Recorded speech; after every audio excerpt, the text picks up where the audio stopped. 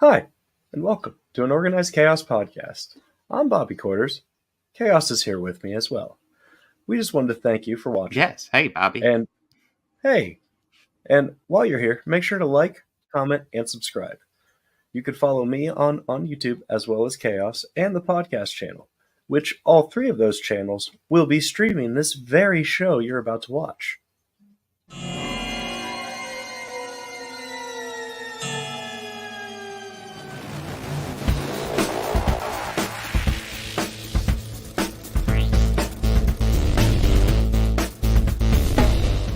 All these counselors start dropping dead, left and right.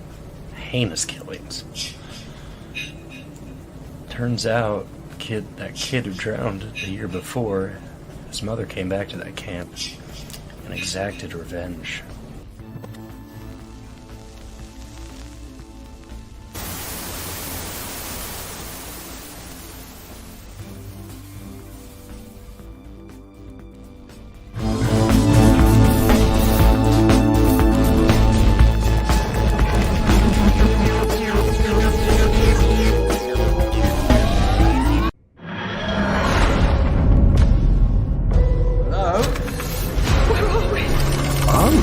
Life science.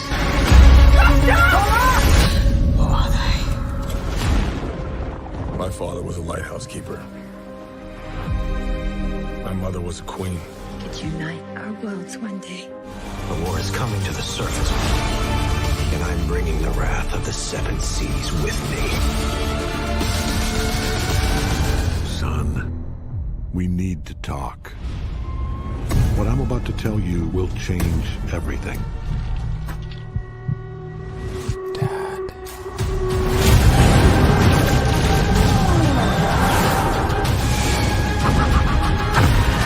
I wasn't ready before. Now I am.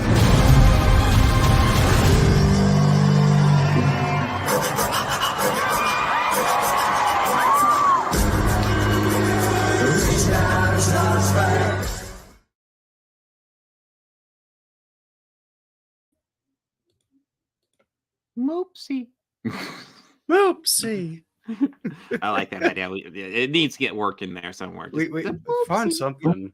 Find something. Yeah. Maybe just we could cut together that scene of the bridge and have Ed Harris dancing in one of the cages. Yeah. Oh my God! Who let the moopsie out? Hello. Yeah. Hello, Wallace and Gromit fan. How you doing, Bobby?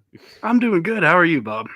I am here. I just finished wrapping up Invincible season 1, like just over an hour ago. All right, It's good. We'll get to it. But yeah, I'm still very a little fresh. tired, but I'm here. Yes, it's very fresh in my mind. Yeah, but we got a chance to watch Doctor Who and Aquaman before that, and we did get some good news. Because I actually watched the rest of it. I watched the rest of Invincible right after we wrapped last week. Yeah, I just immediately started it right after we wrapped. Well, we did get some good news. Henry Kissinger is dead. Yeah, that's good. There's one more seat at the poke. So there's one more seat at the poker table in hell. So that's good. Yeah, I don't like to celebrate somebody being dead, but it's Kissinger. Yeah, it seems like a net positive, right? It's fine. He has Am I going to hell for this? Proximity. It's probably worth it. Yeah, but he has that Nixon proximity, so True. It's all right. Yeah. I guess now, we're waiting on Rummy and Cheney. Oh God, but Cheney will probably live forever because he's more machine now than man. He I think he's immortal. Yeah. And scares me. Yes. Yeah. Was there anything we want to talk about before we get to the main topics? No, I think nothing really major. Oh, wait. I did read. Did you read about this?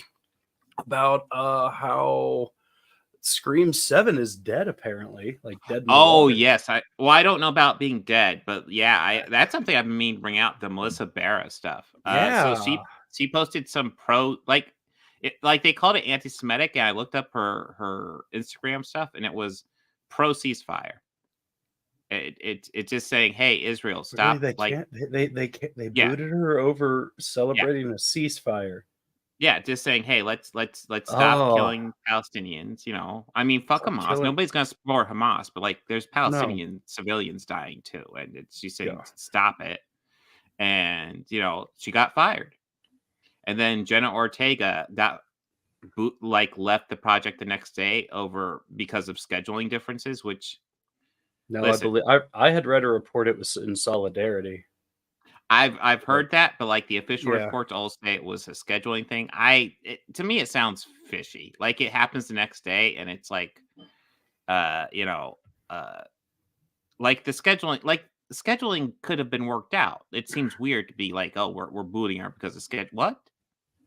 Like scheduling's not that big Yeah. a deal. No, it's probably more of in support because like how are they gonna Possibly. boot?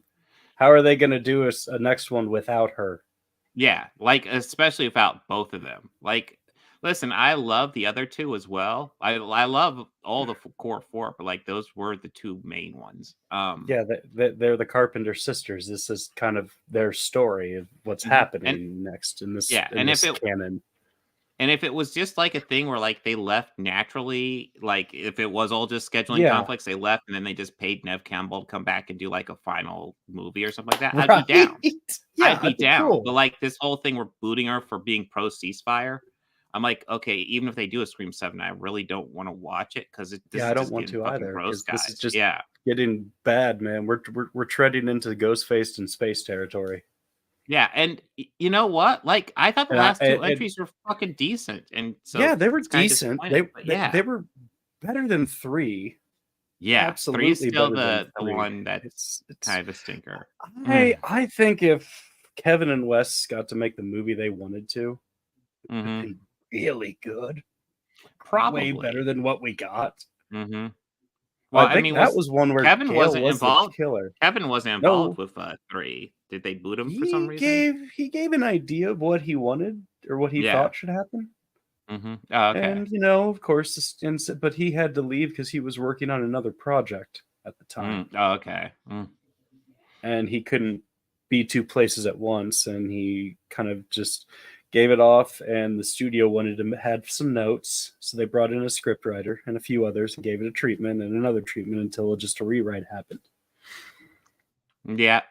Which pretty much a lot of the things that plagued the fictional movie in the picture in the movie actually kind of happened to the movie. So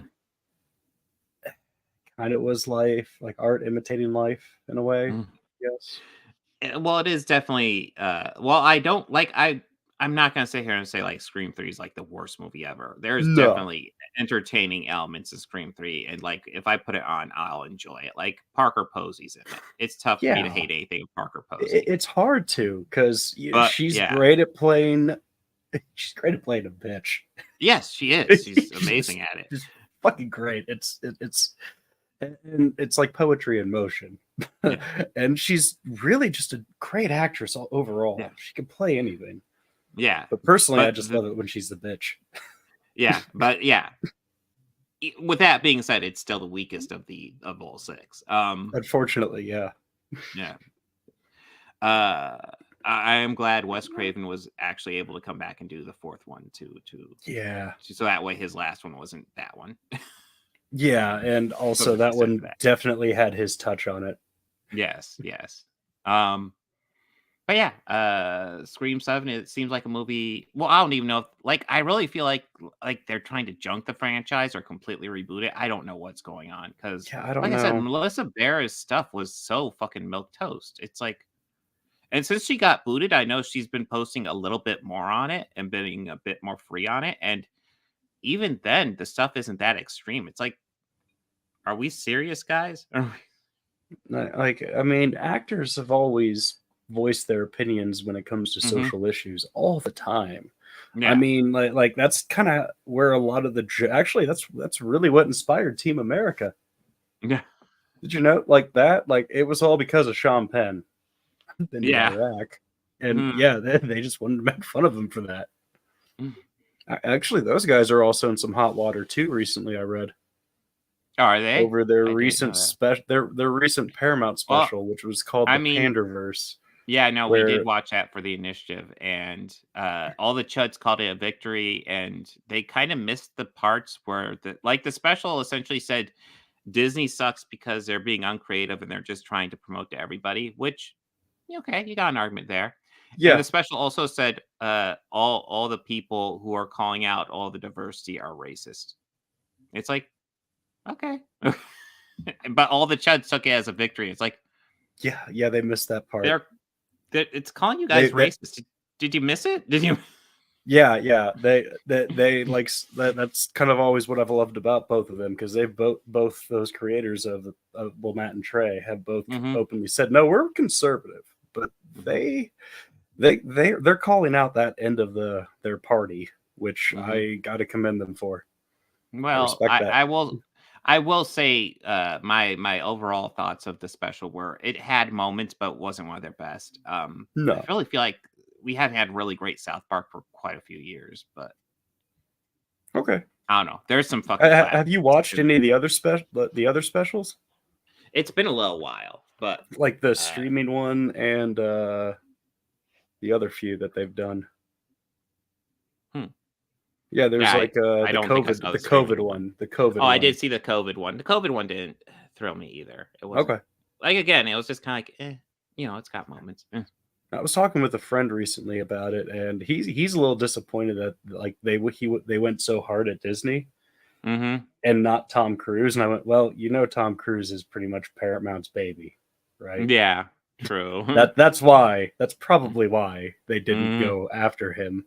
But I know that he has also tried to sue them. Yeah, unsuccessfully. Well, over the I'm sure they did over the Scientology thing. If he's going to sue for something, that's it. Yeah, well, they were threatening the entire time. That's why the entire cast like the credits at the end are all John and Jane Doe. Yeah, that's funny. But I think like that, they had a firm warning. I remember reading they had gotten a firm warning from like the head of Viacom and Paramount never to make fun of him again, or else they'll be out of the state, yada yada. But I mean, also they have made them a lot of money too. So true. I think it's kind of more of a just play nice, boys. Tom, stop being you. Let's see. Anything you want to add before we dive into the main topics? All right, let's get into the show. Yeah, I think we definitely got some good stuff going on. So yeah, I guess we got the first little bit of chit chat going on before. Yeah. Hey, sure. Let people show up. So the first thing up on the agenda, Doctor Who just Wild Blue Yonder. I keep wanting to say Into the Wild Blue Yonder. It's just Wild Blue Yonder. I think I might have promoted it on social as that. It's fine. Into Blue Yonder. Yeah. But so I thoroughly enjoyed this one. Yeah, I did too. Yeah, this is one of those go ahead. No, sorry. Go ahead. Sorry. Yeah. I was just going to say, this one was like kind of like where I love Doctor Who, where it's just, hey, we can do time and space anywhere you want. We're just going to drop the characters in someplace and fucking leave them and see what happens. Here they just end up dropped off on a space station. The TARDIS is all fucked up from the coffee. So he sticks the sonic screwdriver in to fix the TARDIS. And then the TARDIS and the sonic screwdriver just leave. And he and Donna are on this space station, and there's apparently like every once in a while a word is said and the whole space station rearranged itself. It's completely abandoned, and Doctor is able to kind of figure out like 1 through 10, but like so you can kind of read stuff, but the whole thing is about like what's going on, why is this abandoned, where are they at, how the fuck do they get out of here. It's all just a mystery episode, and I kind of dig it. How about you, Bobby? Yeah, this is definitely one of the ones where this is why I love Doctor Who. Yeah, like this is another one of those episodes of this is why I love this show. Yeah, I really like how it as the audience it played with our perception of like what's happening. A lot of moments. And I think I know because there were times where I was watching it. Yeah, one part in particular where they were playing with our perception, but a lot of it is just kind of more of like, wait, what, what? And Yeah, wait, what? So I guess the I part guess. I'm talking about to get into spoiler territory. Yeah, minor Well, spoilers here. yeah, It's in minor. like the first third of it, but yeah. Yeah. There's this alien species or some weird entity that's on it that Mhm. could replicate things. And I thought it was interesting because they found the replicate or a machine. It's like, oh, they're all replicas of these things. And I thought, Mhm. okay, that's going to play into later somehow. Interesting. Mhm. And Doctor and the Donna get separated, or Doctor and the Yeah. Donna, Doctor and Yeah. Donna get separate. The Doctor and Donna get separated, and they're both working on different parts, still communicating. And the rumor Donna is all of a sudden the Doctor just shows back up and starts talking, Yeah. but only the conversation kind of sounds normal, but just Yeah. slightly off, just a little, then- not that noticeable. But then we see the Doctor working. Donna comes in and they're talking. And again, the conversation's there. It's very normal, but And I want to stress, slightly when I'm off. first Yeah. watching this, I think there's some sort of time issue going on. Like we're jumping Me between 2 too. points in time. That was my Me first initial too. thought. I was But then, thinking, oh like, there's god, little- is this like is this space station like stuck in some sort of a time loop, or like there's something Yeah, happening? Like what's going on? Are we just getting Yeah. different moments that happen at different points in the same time? What is happening? Mhm. Yeah, Doctor Who Among Us. Yeah, I can see that. Because yeah, like we have these two different conversations. I'm like, what is like I just assumed we're future, past. And then it's like yeah. then you hear characters say things that are a little weird, and it's like, okay, maybe this Yeah, when isn't the Doctor future. says like, Yeah. yeah, we do eat, don't we? And I Mhm. was, but okay, that's even weird for the Doctor to be saying. Yeah, the Doctor can get quirky, but it's like he's gonna be pretty confident he could eat. And then like the that, big, that is, but then there's yeah. also the weird elements. I think it's like Donna brings up that he's from Gallifrey, and then the Doctor brings up that God damn it, the name of her father. Yeah. And they just drop it in there. So it's like, okay, it seems like they're the people, but like they also seem fucking weird. And then the big obvious clue, my arms are getting too long, and it's like, what the fuck does that mean? And then we see, oh my gosh. Oh yeah, literally their arms are huge. too loud. They're aliens replicating them, and it's like their arms are long, and it's like, holy shit, that's not right. Sometimes I have trouble holding the lip. Yeah, like But yeah, that was just such a cool idea. And then what we essentially find out is that essentially we have these two evil aliens that are on this ship that can replicate people. The captain killed herself to ensure that they couldn't replicate her and that they would be stranded on this ship at the edge of space. And now these two have bumbled onto this ship, and now it's trying to replicate them so it can essentially get away. yeah. Pretty freaking cool concept. Yeah. I dig this. I dig this so much. I just love it when Doctor Who just drops the characters in a situation and just is like, figure it out almost. Classic Who would do this, and then New Who would do this. I know Russell T Davies did this quite a bit, so it's kind of nice to see him kind of return and just jump back into something like this. This is just a really cool mystery sci-fi adventure. Really fucking cool. Completely agreed. Mhm. Yeah, this one was really this was cool. I'm curious where they're gonna go, but they do manage to get off the space station, get away after a lot of great just standoff dialogue, which is always great whenever like the Doctor gets like I guess verbal and threatening while somebody else is getting that way. The special effects in this were also pretty interesting. Yeah.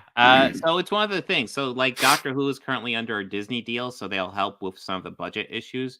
So yeah, the effects are interesting because like you can tell like there's some money in this episode, but at the same time, some of the CGI is a little spotty. So it's like it's an interesting mix between like a good budget Doctor Who and almost classic Who. Because that was one of the things about Doctor Who, like the budget restrictions always limited what they could do on the show, so they just kind of had to make it work. And then with this, like, Wolf knew who. It's kind of always been a mix. And then especially this, like, these two specials have seemed like they have pretty decent budgets behind them. Of course, get David Tennant back. I'm sure they had to.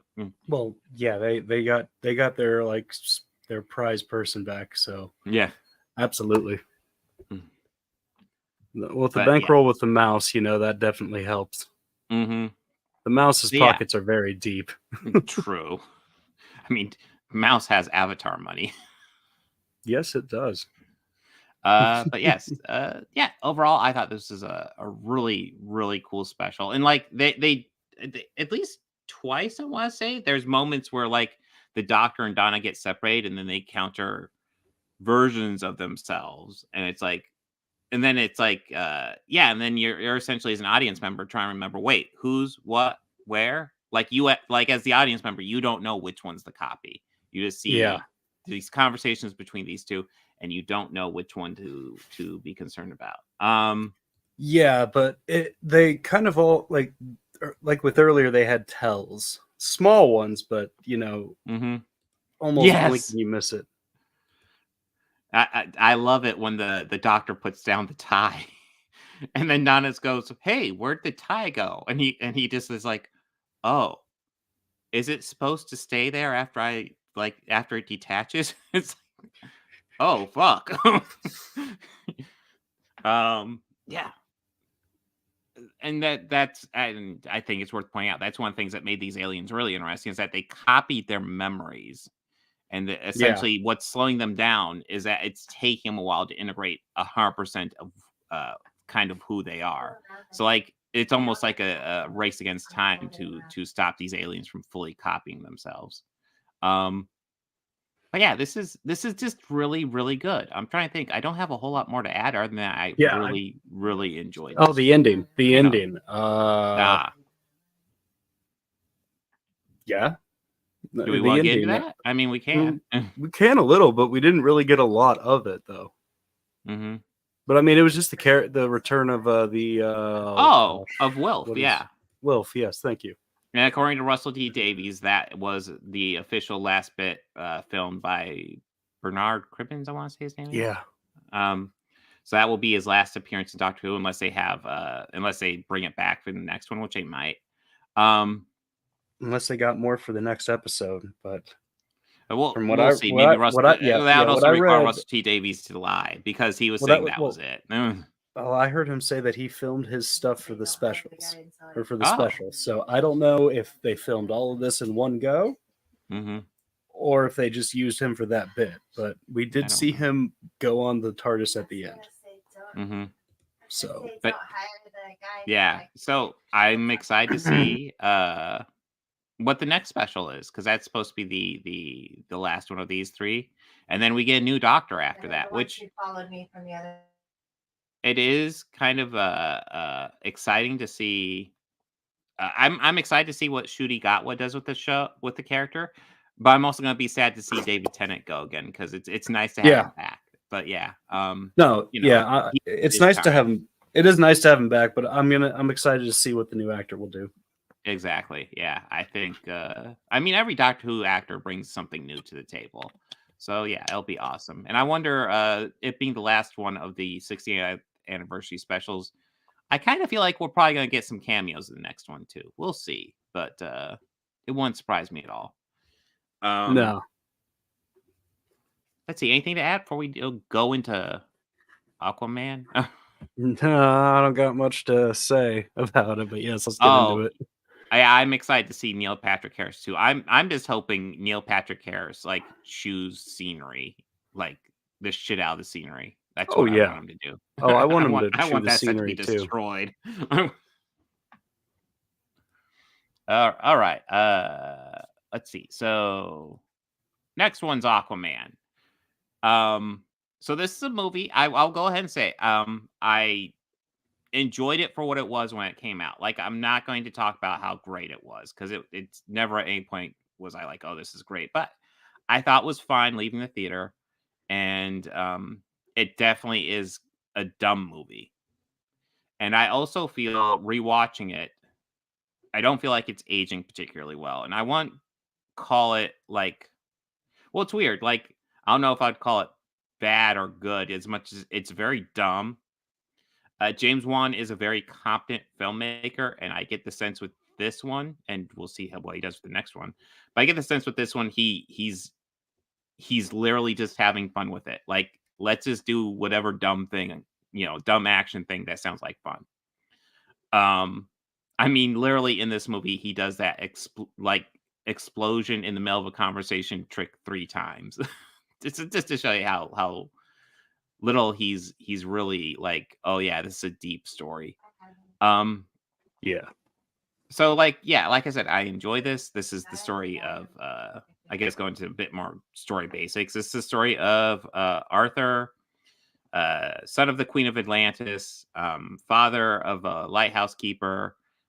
His brother wants to wage war against the overworld, and Arthur has to go stop him. His brother's played by Patrick Wilson too, who honestly Patrick Wilson I always felt was kind of an underrated actor. He gets jobs, but like, yeah, I'm kind of surprised he's not bigger, honestly. Yeah, he's like not too bad. I mean, he's got all the Conjuring verse movies and stuff going on for him, and he's he's good. He rarely turns in a bad performance. I don't know if he ever has. But yeah, a couple, like, I guess overall, Bobby, what are your thoughts on Aquaman? I think the original release of all of these were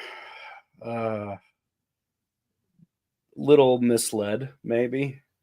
Oh, really? But what do you mean? I think that they jumped the gun on the big team up movie. Oh, absolutely. Absolutely. And they maybe should have just literally, as opposed to paving their own path, maybe just copied Marvel, because every other studio was doing that at this time. Mm-hmm. Well, that's the thing. So, like, one of the big issues I had formula. Yeah, one of the big issues that I had with like the MonsterVerse was that it was copying Marvel too much. It's like, you guys are doing MonsterVerse. Quit trying to do Tom Cruise as a superhero mummy. No, Tom Cruise killed the MonsterVerse. Tom Cruise killed the MonsterVerse. Let's not forget that. Seriously, if they want to do a MonsterVerse, there's a way to do it and kind of follow the Marvel formula. Well, what you do is Pop, there was one long before Marvel had movies. I mean, a long time before. I mean, they could just follow that formula. Yeah. And what did they do with those? Release the individual stories first, and then went back to their popular heavy hitters. And then we got Bride of Frankenstein and Son of Frankenstein, and then Son of Dracula, and Dracula Lives, and other stuff. I mean, like that. Like what always bugged me is like, just make them horror movies. Let them be horror movies. Let them be monsters, and then you can like refine it later. No, completely agree with you. Monsters. Just let them be monster movies. Yeah, but Tom Cruise had to Tom Cruise his way all over that fucking movie. Yeah, he had to try to get his MCU franchise, and that did not work.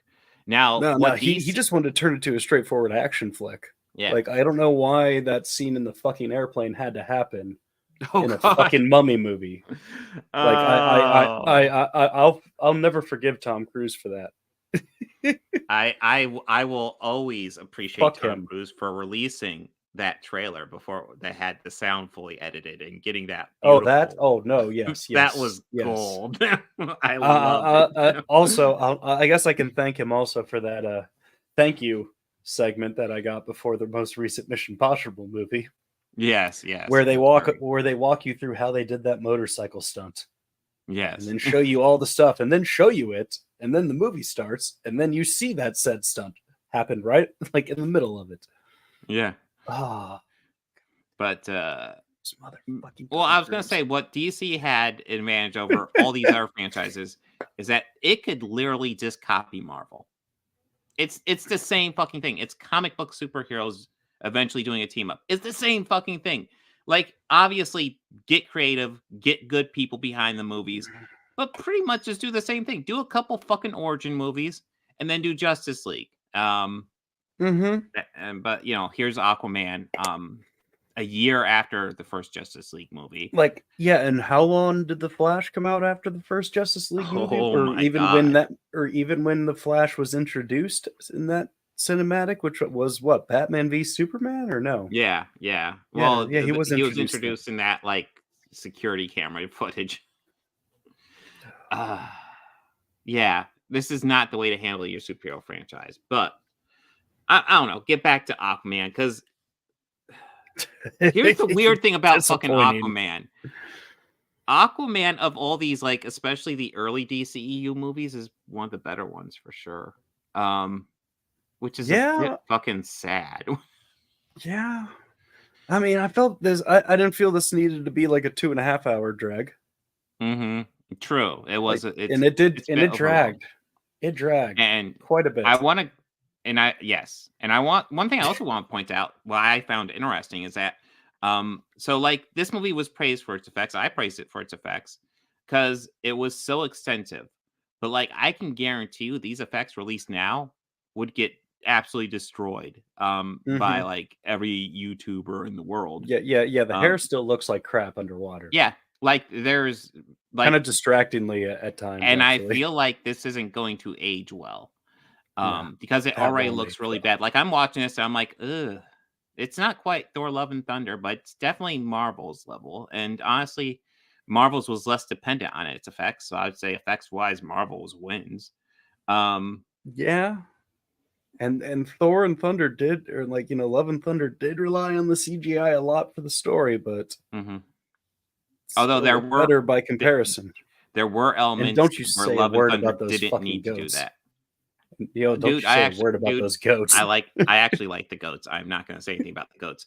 I will say something about Thor's mask there. That was wonky. Yeah, that was kind of bad. Especially when they could have just made a fucking plastic mask. Come on, guys. Like, seriously. It's epoxy. But yeah, so do I hate Aquaman? No, I'm lukewarm to it. I think I enjoy it more than I dislike it. I think I like it less than when it came out. I think it's aging poorly. I think effects wise, this might end up aging kind of like the prequels, frankly. I don't know if you've seen the prequels, but the prequels are tough to watch. I know lots of people like to do revisionist history on them, but yeah. Wait, recently? Probably a couple years ago, I saw the prequels. I'm trying to think of the last time I watched them. They don't look great. They don't. Okay. Well, actually, you want to know the weird exception though? Is Phantom Menace. Phantom Menace actually looks pretty decent, and that's because racing. Well, it's also because it was before they were complete. Like George Lucas on like 2 and especially 3 went like full CGI for the backgrounds, and then for Phantom Menace, he was still largely practical. Even Jar Jar Binks, he had a practical guy in a suit that he just CGI'd over later. So Phantom Menace actually looks the best of all 3 of the prequels. Fun fact. But yeah, I don't think this thing's gonna age well. I think as time goes by, I'm probably gonna like it less and less. Will I dislike it at any point? I don't know. I enjoy it for what it is because this is a dumb action superhero movie. Yeah. I'm not gonna plug in Aquaman expecting anything deep. I'm definitely not gonna plug it in expecting Spider-Verse or anything. No. But this is fine. This is fine. Bobby, what are your final thoughts? Final thoughts on this. Yeah, like you said, it's just a superhero movie. I mean, I still feel that they kind of fumbled the release of everything with it. Well, yeah. It could have been handled better and managed a little better, definitely. Overall, I mean, we will. We will. Sequels coming out. It's unbelievable. I know it is. I kind of found one part I genuinely laughed at that I don't think it was, or why I laughed was not the intended reason for the laugh that the movie tried. I laughed for a different reason. And it was when Amber Heard said the line about Aquaman smelling like swamp butt. Yeah. And I went, are you sure that wasn't you? Sure you just didn't crawl out of bed or anything? No. Uh-oh. Okay. Okay. Sure it wasn't you who pooped the bed there, swamp butt. But I Listen, mean, man, we all poop the bed once in a while. Right? yeah. That's normal, Well, I right? mean, everybody poops, Bob. I don't know if True. everybody poops the True. bed. Wait, what? Yeah, it was good a lot. It was okay. Like Yeah. I think the CGI was kind of bad. I kind of felt that they wrote Jason Momoa's Aquaman to Mhm. kind of be like DC's answer to Marvel's Thor Yeah. Mhm. a lot of the times, and that kind of got a little obnoxious to me. But it also annoys me with Hemsworth too. Mm. Well, I Yeah. I mean, I didn't overall hate this, just more Mhm. me being nitpicky about it. Yeah. Well, I'll go ahead. Like I'm being rough on the effects. I'll go ahead and say the issue with the effects isn't like the effects artist being bad. You could tell there's lots of talent behind this movie. What we're seeing is Mhm. the early signs of the effect artist being overworked. Like this is Mhm. a movie that was so goddamn dependent on those special effects, absolutely dependent, and they were definitely overworking those effects artists to get it done. To the effects artist credit, like the movie works. Like it could have been better, but works. Frankly, a movie this extensive with effects, all those effects artists should be pretty much millionaires after this movie. It's Mhm. insane. Um,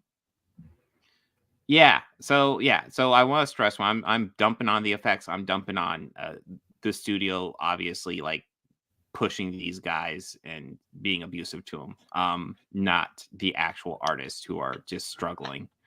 I just want to make that clear.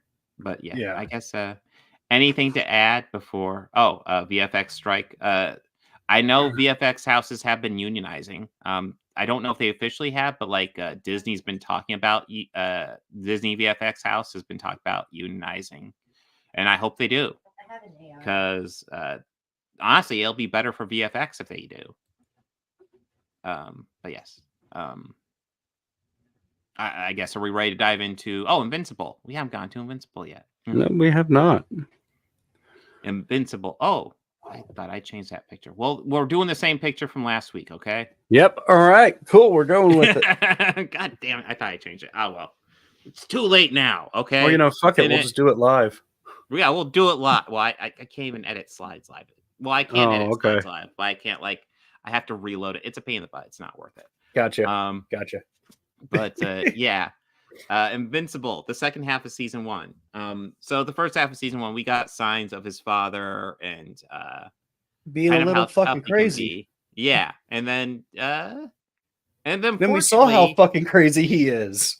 Yeah, and then fortunately in this second half, we see Mark and his father like come to peace with each other and be happy, and like they go. I think it ends with them dancing at a park. It's very nice. Playing football. Very. And playing Yes, catch. they're tossing the football between each other, Tommy Wiseau style. Yeah, running and tossing it back and forth. Yeah. No, this second half this season is fucking brutal. Holy shit. And it's dark. Yeah, Invincible, I think, gets beaten to an inch of his life twice. Almost gets killed both times. Yeah, I think it's kind of shocking, like how badly he gets beaten the first time, and then like a couple episodes later, how much worse he's beaten. Like, holy shit. Yeah, the second time, I think he actually dies for a few minutes. Yeah. Oh, dude, like he was. They revived him. But the whole thing is about like we've seen throughout this whole season that like Omni-Man's fucking sus as fuck, killing the Guardians of the Globe. And then like here we get the full story. Omni-Man is from Viltrum, a species that likes to they were expanding their empire, but it was too extensive. So what they do is they now send people to planets to slowly weaken those planets and then go conquer them that way.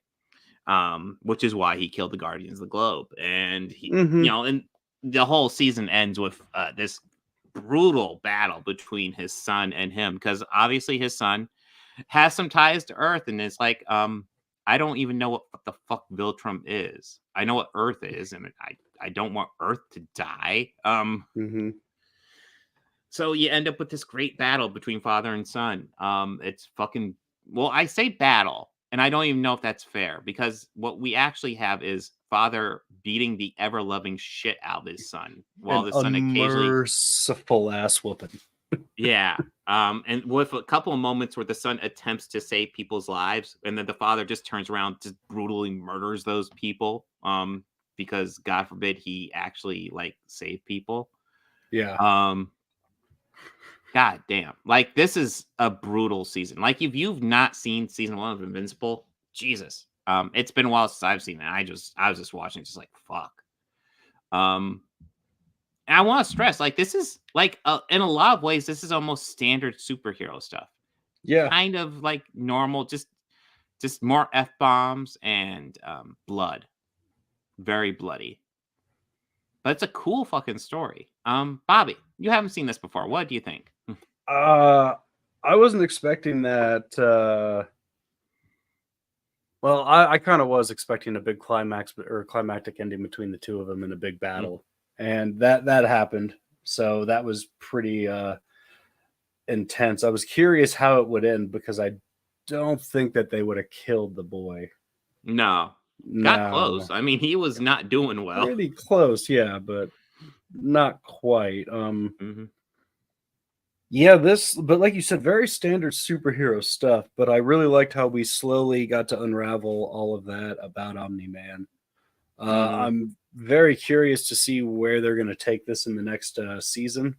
Yeah, because there's still like the Young Justice group, or whatever they're called. They're the Guardians of the Globe now, but they're like version 2, and it definitely seems like the original Guardians of the Globe were much tougher than these ones. Of course, yes, we got Immortal, who just seems to keep on coming back. I guess he's living up to his namesake. Yeah, and this Robot. Like, yeah, Robot's kind of fucking creepy, but yeah, he's not Omni-Man, so hey. Yeah, and I'm also curious where Robot is at most of the time. Well, and I feel like lots of times he's in multiple places at once. Yeah. I don't think that they've quite established any of that yet, but I feel like they're implying it. Like, well, he has his drones all over the place. Yeah, he can kind of split his subconscious. It seems like that. What do you think? Yeah. I'm trying to think. I don't have much to add, except like this is just fucking good. This is, like I said, almost traditional superhero stuff, just really fucking well done and really fucking dark. Like, yeah, this is very dark and bloody, and I mean, I expected it to be like that, but geez, yeah. No, there are moments here where it's like, holy shit. I like, there's so many moments in the final battle, like where Mark is like, obviously there's the first moment with the helicopter pilot or the jet pilot where Mark saves him, and it's rough, but Mark is able to, like, he almost loses him, and he comes in and he saves him, he drops him onto the ground, and the pilot just looks at him and says, "Oh god damn, dude, thank you so much." And then his dad just lands right behind him, reaches down, crushes his skull. Yeah, and it's like, Jesus fuck, what's wrong with you, dude? And then and we get several moments like that. We get like literally like Omni-Man destroying a train by driving his son through the entire thing and all the people in it. Yeah, fuck. And that listen, was nuts. I'm not quite sure if he I'm not quite sure if he lives up to his namesake. He calls himself Invincible. Like, I would say just really, really tough is probably more accurate. He's not invincible. Like, durable. He gets beaten up. That's a better one. Very, very durable. But this is like, I'm excited to see what season 2 does, because that's the first half of season 2 is out, and apparently they didn't want to do it all at once because they wanted you to sit with what happens in the first half before we jump into the second half. So I imagine something big's going to happen in the first half. Yeah, I imagine this is going to be crazy. Yeah, I don't know how many seasons they plan for this. I know the comic book ended a while ago, and I know like Robert Kirkman pretty much said like, yeah, he's happy with the comic book, but there's stuff he wanted to do better, and that's kind of what he's doing with the series. He's doing the stuff he wanted to do better in this series. So we'll see how it pans out. I've never read the comic book. I'm kind of interested, but I love season 1. Want to see what season 2 does. Final thoughts, Bobby? Yeah, I kind of just echo yours. I'm very interested to see what they're going to do with season 2, and knowing that is kind of more interesting. And Yeah, now I'm like a little more invested. So yeah. all right. Well, I think that is it. Let's see. Yeah. Oh, goddamn. Boom. Yeah. You seen the new Boys trailer? No, I heard that came out. I'm kind of excited. Yeah. I need to check out a release date for that. But I mean, that's not going to be next week. No, it's not going to be next week. Next week we have Poor Things, which is a movie I'm interested to see what they do with. I don't know if you're familiar with the director. I looked it up. It's the director of The Lobster. I don't know if you saw that. No. It's I did not. weird. It is a movie about relationships, and it's been a while since I've seen it, but I just remember thinking that it's creative and it's interesting. It's like essentially if you're single for too long, you become a lobster or something like that. It's something weird. Fascinating. Yeah. Fascinating. Okay. Yeah, it's very interesting. Where's it available at, or is it in theaters? I don't know. I know I checked out in the library. Okay. Let me see. But I know I'm pretty sure I don't think it's quite I think he had to have done something since The Lobster, but The Lobster is probably his most famous one. But he's doing Poor Things that's coming out next week, and it looks weird. And just knowing it's the guy who did The Lobster, I'm like, okay, I kind of want to see what that's about. Okay. And then what else? Is it like going to streaming, or is it being released to theaters? I'm pretty sure it's a theater one. Okay. And then the other things. Oh, we're gonna do Invincible. Yay! We're gonna see the first half of season 2. Yes. And then we'll see the last Doctor Who special before the holiday special. We'll probably see the regeneration sequence for Ncuti Gatwa. And god damn it, Neil Patrick Harris chew the shit out of that scenery. He will. You know he will. I hope.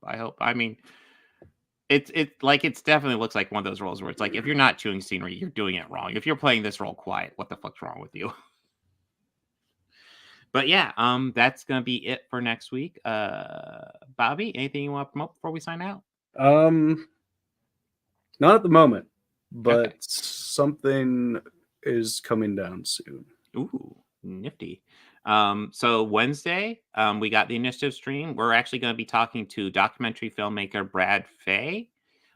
He has a movie out called Geek and You Will Find, I want to say. I saw it like a year ago when I first talked to him.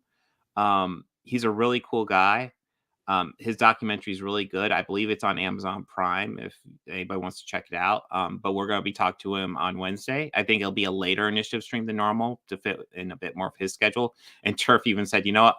I'll sleep beforehand and stay up really late just so I can talk to him again because he's a cool guy. And he's actually working on a follow-up documentary. Like Geek and You Will Find was kind of like nerd culture, and then he's doing a follow-up kind of about the toxic fan culture, which is why I reached out to us initially. So we'll be talking to him on Wednesday, and I'm really excited about that. I have another solo stream on Thursday. I don't 100% know what my tops are gonna be. We'll see. And let's see, anything else? I know tomorrow I'm going to be releasing a Guess the Grifter compilation on the channel. Good fun. I think that's all it. So yeah. I got that trailer up in our chat if you wanted to peep it real quickly. They'll probably copyright us, but let's not then. Yeah, I had no idea of it, but we could watch it off the air. Oh yeah, I definitely will. I wonder is there on it? It might be in here. I'm not seeing it. Let's see, is it around here?